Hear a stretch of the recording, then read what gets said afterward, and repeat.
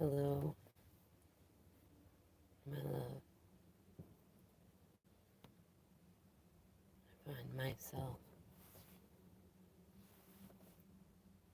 listening to both inner and outer explosions of sorts. I suppose you'd call them tower moments. You know how in the card the lightning strikes the crown. That's kind of what it feels like. Although I would say it feels like that in my mind, except for it feels like it's happening throughout all of me. I feel like, I don't know, like some sort of cosmic light switch got turned on. And now it feels like I see the whole world differently. Almost like, I don't know, like I can really see people around me and see myself either in reflection of them or opposition to them. And it's dawned on me just how much of my life I have wasted chasing papers, burnable papers, status symbols, and money, reputation.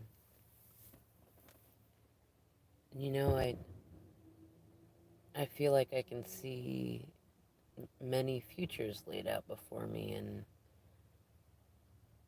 on one side I could have everything that I used to think. Well, I don't see it. I'm not sure that I even understand what I used to think because I don't think I used to understand anything. But I can remember a time when I believed that a man's success was, a house and a wife and a whole lot of money. And I feel like I don't know if it's some sort of maturity button or something, but I feel like I look back and I just think, what the hell was I thinking? there was no, there's really no impetus in it. There was no, like, real goal. It was just wife, house, money. There was no someone to make you happy. There was no fun.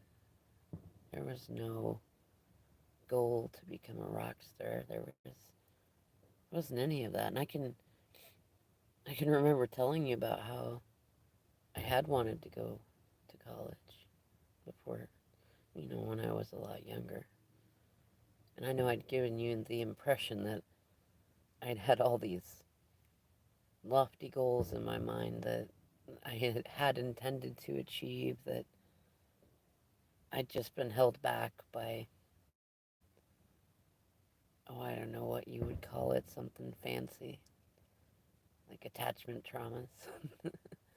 Really, I feel like I can see it now. It was a confusion about what love was, and a confusion about what I needed, about who I was. I feel like, I feel like somewhere along the way in this separation mission that I realized growing up, not just in my childhood, but growing up as an adult too, that somewhere along the way I became shattered. I want to say it's like I forgot who I was, but I'm not even sure I really ever knew. I think that's one of the reasons that I find you so intimidating. Because you seem to know who I am when I've never really known myself. it's funny because it's also equally comforting. Because if I don't know who I am, at least you do. And you seem to like whatever or whoever it is that you see in me, that you say is me. That you're so willing to have faith in, regardless of the 3D messes I make. I hope I get to meet that guy someday. You know what I mean? Oh, feminine. Like I said, I feel like I can see a timeline where I could continue on. I could have all the status symbols. I could continue to put on this mask and pretend that it's everything I want. Probably be the envy of people from my old stories. Though, I've come to realize I used to idolize them and look up to them. A lot of them were people that I'd known from early ages or from high school, and I won't say I ever felt like they seemed to have it together. I guess because of how relationships were presented to me from early on, I guess I thought that they were happier than I was. That they had something that I didn't, that because they had a house and a spouse and a box with a fox in it, that's what I had to have too, and that somehow I had to have at least equally as good or more than they had. Like that feels like it's what the game was, to have more than everybody else, to have more power, to have more money, to have, I don't know, more. To be honest, there's some weird thing, I don't know if it was the full moon or just some internal lightning storm, but I don't really even know what it is that I've been trying to do with my life up to this point, and I think about, like, if I look on my left and there's this path where I could have all the money and all the things that everybody else tells me that I should be happy with. I feel like I'm needed and helping people, and I mean, I don't know, like, I feel like just months ago that seemed like it would be everything, like it'd be like some crowning achievement that I'd been working my whole life to achieve. And now I feel like I've already got enough of that to know exactly what it would be like. And what I know is that the path on the right, it's not even that it's void of any of those things. Because I know that you want union. You wouldn't mind a house. And you'd love to manifest all manner of things. I feel like in some ways it's almost like two sides of a coin where I could have the same things. If I really feel like the money is the thing that I need, I could have it with you too. But the difference is that on the left, I have more of what I've always known growing up, and it's pain and shame cycles. It's a lot of pretend, a lot of theatrics, if you know what I mean. Where the where drama is a never-ending story. And then on the right, with you, that I would never be bored. Feminine, I feel like somehow you've managed to get it through my thick, stubborn skull. That you have anything you want in the world, and it doesn't make any bit of damn difference towards how happy you're gonna be unless you have somebody to share it with that really understands the meaning of all of it. That's something that I've realized, especially I've been going for more drives. And I swear that somehow my guides are making sure that I'm on a lot of drives, that I'm not able to stay in my comfort zone of just working and drinking and distracting myself. It's like everything's constantly changing. Like I step somewhere and I just get to get comfortable and then the earth quakes and shakes again. So I have to find my footing all over again. And it's funny because lately, and I know you'd probably laugh, you always thought I was, well, I don't know, everybody else has always made fun of me for caring about the day-to-day things. Except for you. You've always told me I was adorable and cute. The way I like to fold my laundry, store fold and everything. The way I like to match my clothes together, color coordinated. The way I like to put myself together and make sure my space is always clean and tidy. The way I put so much, what did you call it? Intensity into the way I sweep, into the way I vacuum, mow the lawn. I'm looking forward to things I can show you that I've learned along the way that I feel like if you were the one to be observing me doing it, you would say the same. Look how intensely he cooks those steak bits. Look how much quiet, passionate energy he puts into making sure those mashed potatoes are just right. And no, I'm not talking about the powder kind that come from a bag that you used to make fun of me for. I mean, homemade mashed potatoes. Everything made from scratch, just like you used to cook. I won't ever say that I feel like I could get things tasting the way that you do, though. I never forgot the lesson that you taught me.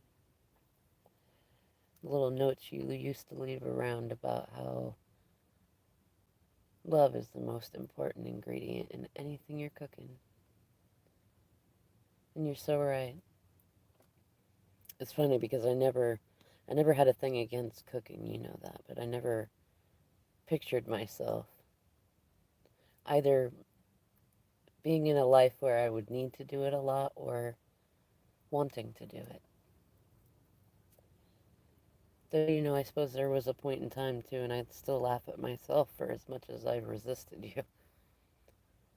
Because there came a point when I was doing it not because I wanted to, but because those who told me they would take care of the rest while I worked and paid for things did not uphold their end of the bargain. And so I took on another task, but then I remembered what you said, what you commented on about, even about your own mother's cooking and others, that you can taste how much somebody appreciates the work, the art, the opportunity to cook for somebody else by what gets put on your plate. And there's a big difference between something half microwaved from some overly processed, I don't know, just junk food versus somebody who took the time to cut all the fat off of the steak and cook it just right on the stove or the crock pot to season it just right, just the way you like it. And there was at some point where I figured, you know what, if I'm gonna do it, I don't want to just be doing like everybody else and just throwing shit in the microwave. It ain't helping my weight, it ain't helping my mind. And I remembered something that you said, like, Well, a couple things you said. One about you can get bitter or you can get better. And two, that you can choose to do things because you want to. And then I remembered that you used to tease me about learning to cook on my own for myself. And that became my motivation for doing it right. And now is one of those moments that every part of my being smiles. For all the things that you have known about me before I even had the conscious ability to consider if it was true or not. And how many things, while my stubborn butt has been trying to push you away, believing that even if I let you in, you'd just leave the moment that you saw who I thought I really was. And the whole time I was calling you in because the only way I've been able to make it through the mess that I got myself in was to think about you. Think about what would my divine feminine do? How would she cope? How would she handle it? How would she move through it? What would she say? What would she do? And I beat myself up so much because I know the one thing that I envied most of you was authenticity. I used to think it was your courage, and I envy that too, though. It was the courage to be authentic. And not just because you had that courage, you found it, you found the will every time. The will to share your true feelings with me, the will to walk away when needed, to look away. And I hate it so much every time. The will to carry on, to move forward without ever really making me feel like you left me behind. To glow up and embrace yourself even more than ever. And you know what's funny is what I realized. It wasn't so much the courage you found that I envied. It was that you knew who you were. Because how can a person be authentic? How can you find the courage to be authentic if you don't know who you are? Or what it means to even ask the question, who am I? Or what do I want? What is right? What is wrong?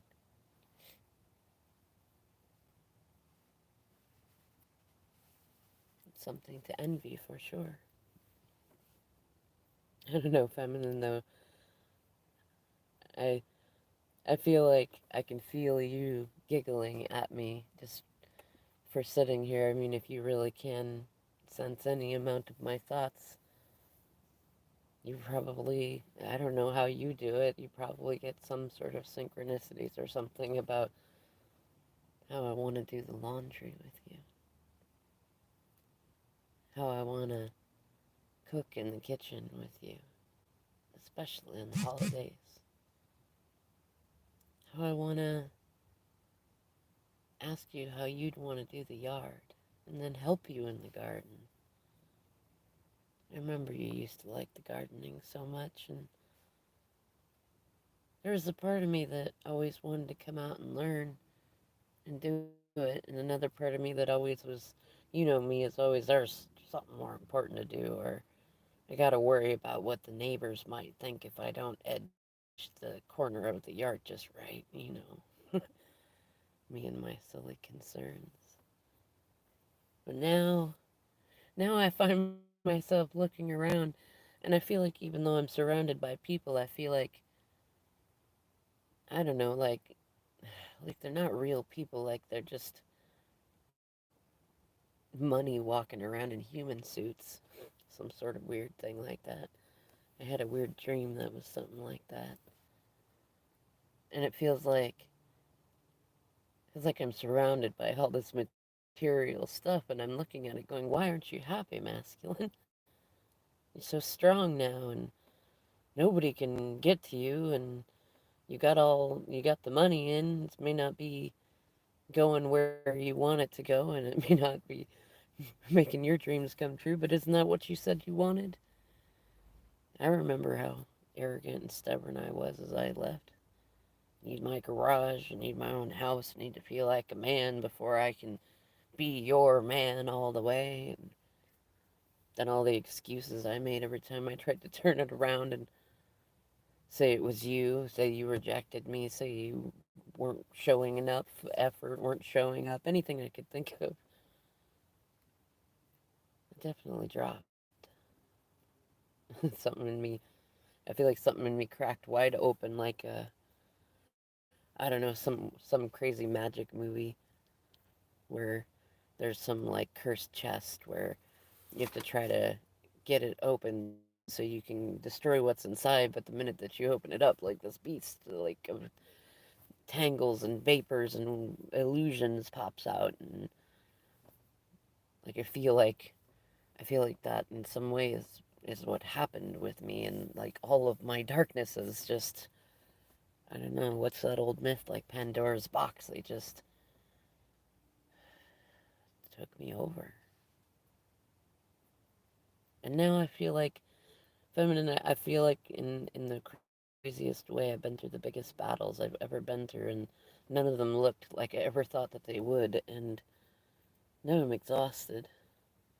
And I feel like I don't know, I feel almost like it's all been one weird long dream that I'm like watching on a projector screen and going, was that me?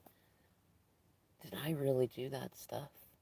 Because even though it's still a little bit early and I'm still a little entangled, I feel like I'm more aware than I've ever been.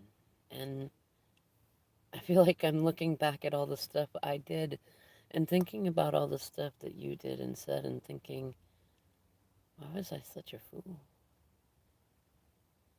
Obviously, obviously my feminine has known me the most, the best, the deepest, because I sit here now in this space thinking about all the stuff that you told me about who I was, and I sit here now thinking that is exactly who I am.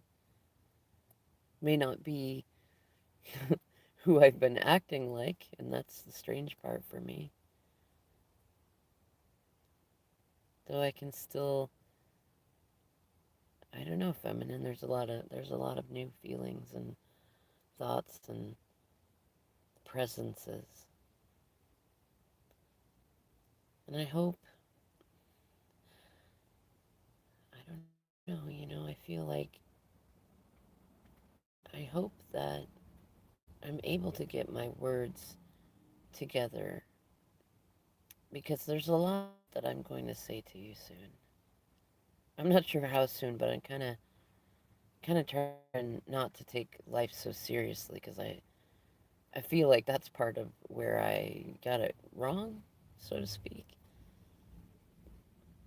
Because I'm grateful that I am where I am now because I feel like as much as I've messed up that it's like almost every 5 minutes I find myself wrapped in thoughts of you and falling in love with you all over again, remembering exactly why I fell in love with you in the first place.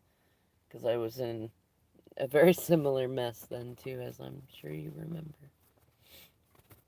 You are you're like one of those naughty historians or librarians. You kept track of the data. You held on to the flags of reality, kept them planted in all the best places. And I feel like I'm finally getting to a place where, although I know that I've done a lot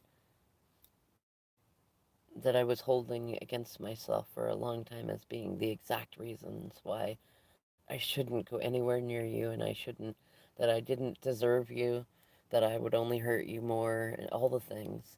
And now I feel like it was stupid of me to ever think that that leaving you the way I did, that trying to live this existence where I don't even know, stupidly trying to pretend that I'm happy, partly because I know you can't let me go until you know that I'm happy, and partly because I'm mad and I don't want to hear I told you so, because just like a child, I went out and did the opposite of everything I knew that was good for me, which was all the stuff that you and others asked me to do to try to prove a point that I could do it all without actually healing myself or addressing and owning my own BS.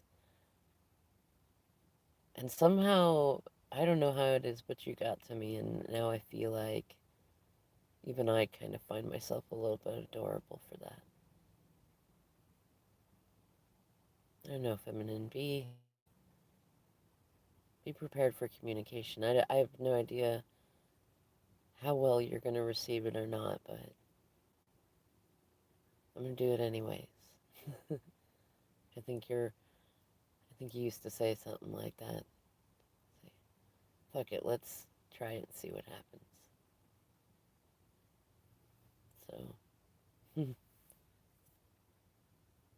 I suppose that you will hear from me soon, and we'll see if I've learned enough to be able to mm, entertain the court of my queen.